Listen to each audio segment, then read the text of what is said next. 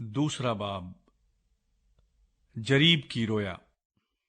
फिर मैंने आंख उठाकर निगाह की और क्या देखता हूं कि एक शख्स जरीब हाथ में लिए खड़ा है। और मैंने पूछा, तू कहां जाता है? उसने मुझे जवाब दिया, यरूशलेम की पैमाइश को, ताकि देखूं कि उसकी चौड़ाई और लंबाई कितनी है।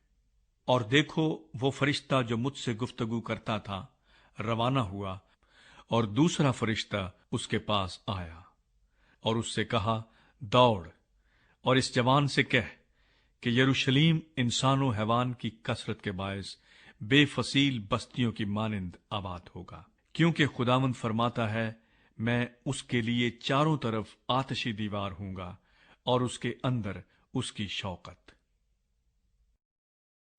जलावतनों को वापस आने की पुकार। सुनो, खुदावंद फरमाता है, शुमाल की सरजमीन से, जहां तुम आसमान की चारों हवाओं की मानिंद परागंदा किए गए, निकल भागो।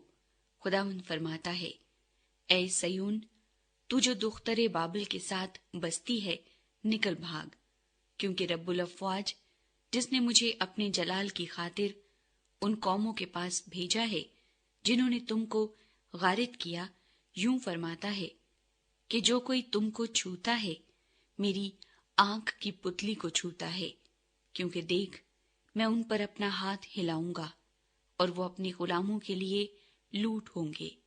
तब तुम जानोगे कि रब्बुल अफ़वाज ने मुझे भेजा है।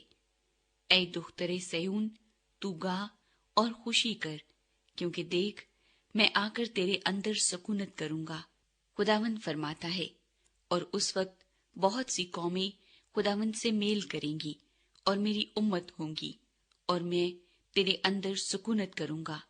तब तू जानेगी कि रब्बुल अफ़वाज ने मुझे तेरे पास भेजा है, और खुदावंद यहूदा को मुल्क मुकद्दस में अपनी मिरास का बखरा